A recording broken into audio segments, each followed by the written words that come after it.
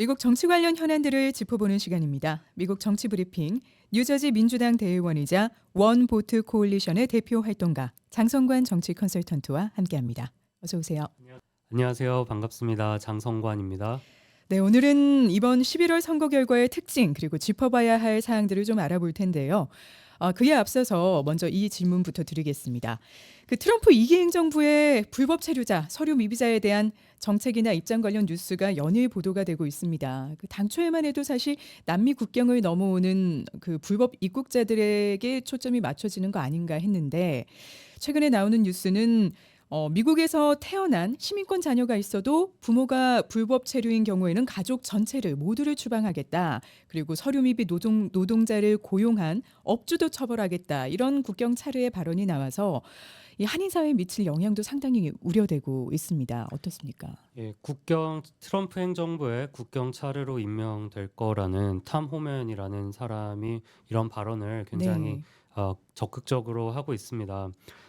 뭐또 이분은 일단 30년 이상 이제 국경 보안, 특히 거기에 추방에 대해서 전문가고요. 네. 오바마 행정부에서도 추방 담당 국장을 맡은 적이 있습니다. 그러니까 네. 오바마 행정부에서도 또 트럼프 행정부에서도 이런 일을 해왔었던 사람인데요.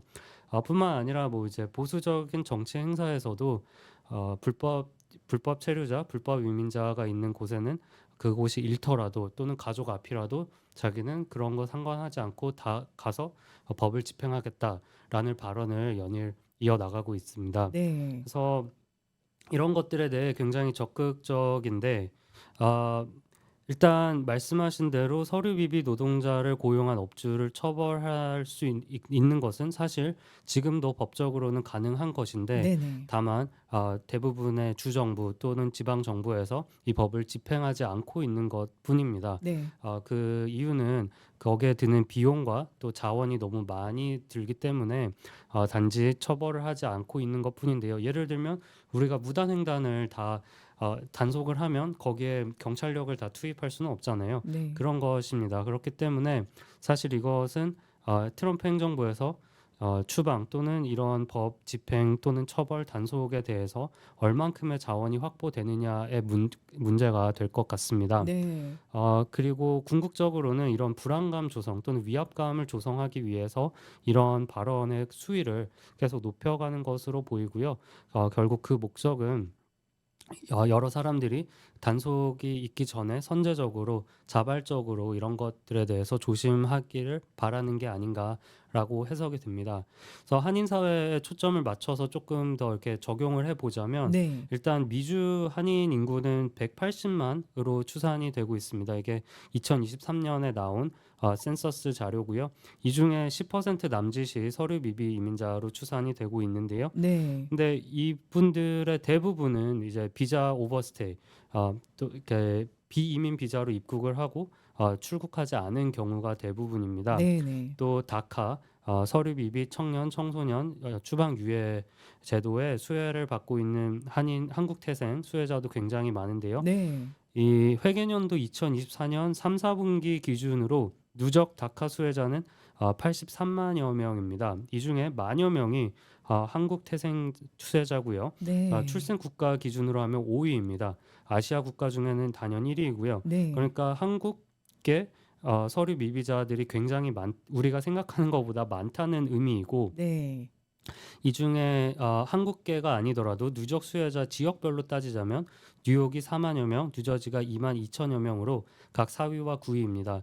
그러니까 한국 태생 다카 수혜자도 많지만 뉴욕과 뉴저지에도 서류 미비자들이 많이 몰려 있다라고 말씀을 드릴 수 있고, 네. 이 다카 수혜자가 아니더라도 이 자격 요건이 갖춰지지 않은 서류 미비자들에게도 이런 추이가 적용이 될 것으로 보입니다. 그래서 단속 서류 미비 이민자들의 단속이나 추방에 있어서 한인 사회가 결코 어, 자유롭지 못하겠군요. 그렇습니다. 네. 게다가 한인들이 아니더라도 또 한인 소상공인들이 네. 이 히스패닉계 서류 미비 이민자들을 많이 고용하고 있는 것도 사실입니다. 특히 네네. 건설업이나 요식업, 유통업 등 이제 웨어하우스를 많이 쓰거나 또는 리테일 비즈니스에서 많이 영향이 끼칠 것으로 보이는데요. 네. 다시 한인 사회로 돌아와서 트럼프 행정부에서 그러면 한국 태생 서류 미비자들을 우선순위로 추방할 것이냐라고 여쭤보신다면 사실 최우선순위는 아닐 것으로 보입니다. 네네. 왜냐하면 이 다카 폐지가 우선순위로 보이지는 않고요. 두 네. 번째는 비자 오버스테이에 대해서 단속을 강화하겠다고 트럼프 1기 행정부 때도 그런 이제 프레지던셜 메모랜덤, 그러니까 대통령 지시가 나온 바 있지만 당시에는 비자 오버스테이 비율이 10% 넘는 상습 국가 20개국을 집중을 하고 거기에 대해서는 아예 그 국가 국적자는 일시적으로 입국을 제한하겠다라는 조치도 검토된 바 있습니다. 네. 그리고 여기에 대해서는 국무장관, 또 국토안보부 장관, 또 법무장관 셋이 적극적으로 협력을 해서 대책 방안을 마련해라라고 지시가 있었는데요. 네네.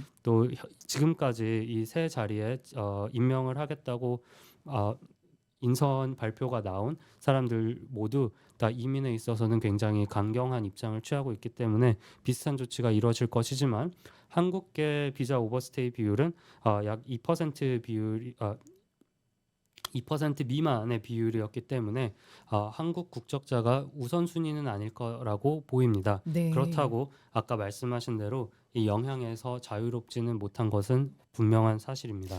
네. 이 관련 소식은 앞으로도 좀 계속 관심을 갖고 저희가 얘기를 나눠봐야 될 것 같고요. 자, 이제부터는 아직도 한인 미셸 박스틸 연방 하원 의원의 개표가 진행이 되고 있지만 모든 선거의 개표가 거의 마무리가 된 상황에서 2024년 11월 미국 선거 결과 짚고 넘어가야 할 중요한 사안들, 특징들 짚어보겠습니다. 올해 선거 결과 어떤 특징들이 있었습니까? 예, 말씀하신 대로 캘리포니아 오렌지 카운티의 미셸 스틸 의원의 지역구의 개표가 아직 완료는 아니지만 네. 사실상 스틸 의원의 낙선이 유력한 것으로 양당 캠프에서는 그렇게 그런 표현을 하고 있습니다. 네네. 그래서 한인 의원이 한 명이 낙선을 했지만 새로운 한인 의원 또 옆 지역구에서 데이브 민 후보가 민주당 후보인데 새로 당선이 되었고요. 네. 또 우리가 잘 알고 있는 앤디 김 연방 하원 의원이 연방 상원에 입성하게 되었습니다. 그래서 그런데 전체적인 결과를 보자면 일단 가장 올해 선거에서 가장 눈에 띄는 특징은 낮은 투표 참여율입니다. 2020년에 비해서 최소 25만 표 정도가 낮게 나타났고요. 네. 이는 아무래도 작년부터 계속 있었던 양비론자들, 그러니까 나는 바이든도 싫고 트럼프도 싫다, 그 나물의 그 밥이다라고 생각했던 유권자들이 실제로 투표에 참여하지 않은 것으로 나타났고요. 네.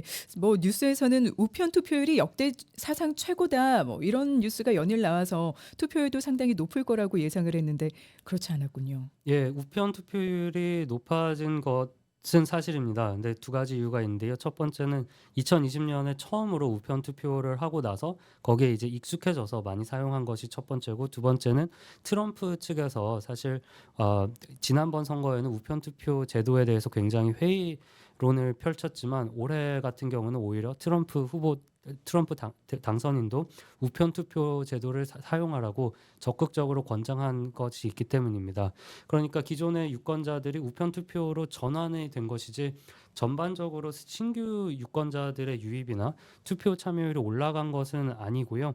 다만 이 투표 참여율이 낮아진 게 민주당 지지 성향의 유권자들에서 더 도드라지게 나타나서기 때문에 민주당에는 결국에는 피해로 이어졌다라고 말씀을 드릴 수 있겠습니다. 네. 단적인 예로 임신 중지권에 대한 주민투표가 전국 10개 주에 투표에 붙여졌는데 이 중에 7곳에서 통과가 되었습니다. 여기에는 네.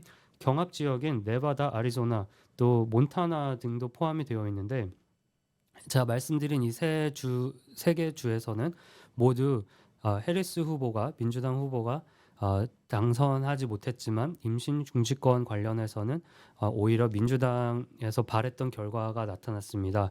그러니까 민주당 지지 성향의 유권자들이 투표에는 참여했지만 대선에는 투표를 하지 않았거나 또는 해리스가 아닌 후보에 투표를 했다라고 해석이 가능한 건데요. 네. 이런 게 굉장히 민주당 측에서는 앞으로 선거를 준비하면서 가슴 아픈 뼈 아픈 결과지만 굉장히 많은 교훈이 담긴 그런 투표 행태로 바라봐야겠습니다. 네. 그리고 연방 상하원 선거를 통해서 배출된 올해 당선인들 가운데서 눈여겨 볼 만한 부분들 있다면요? 단연 앤디 김 후보가 아시아계 미국 역사상 9번째로 아시아계 연방 상원 의원에 당선이 된 것도 있고 네. 또 이를 포함해서 올해 상원 의원으로 새로 당선된 후보가 총 9명입니다. 공화당 후보 5명, 민주당 후보 4명인데요. 여기에는 아직 펜실베니아 후의 공화당 후보인 데이브 맥코맥은 포함되지 않았습니다. 왜냐하면 이 펜실베니아 상원 의원 선거 결과가 너무 근소한 차이라서 재검표가 진행 중이기 때문입니다. 네. 또 뿐만 아니라 하원에도 초선 의원이 61명 그리고 대의원도 2명이 새로 뽑혔고요. 또 역사상 최다수의 흑인 여성 상원 의원이 있습니다. 최다수라고 말씀드리지만 사실 2명인데요. 네. 지금까지 흑인 여성 상원 의원이 이 2명을 포함해서 역사상 5명밖에 없었고 이들은 한 회기에 1명씩만 존재했기 때문에 이렇게 2명이 동시에 상원에 있는 것은 역사상 최초이고 또 연방의회뿐만 아니라 전국의 여성 주지사가 총 13명으로 역대 최대의 수치를 기록했습니다. 네, 지금까지 미국 정치 브리핑 뉴저지 민주당 대의원이자 원보트 코올리션의 대표 활동가 장성관 정치 컨설턴트와 함께했습니다. 오늘 말씀 고맙습니다. 감사합니다.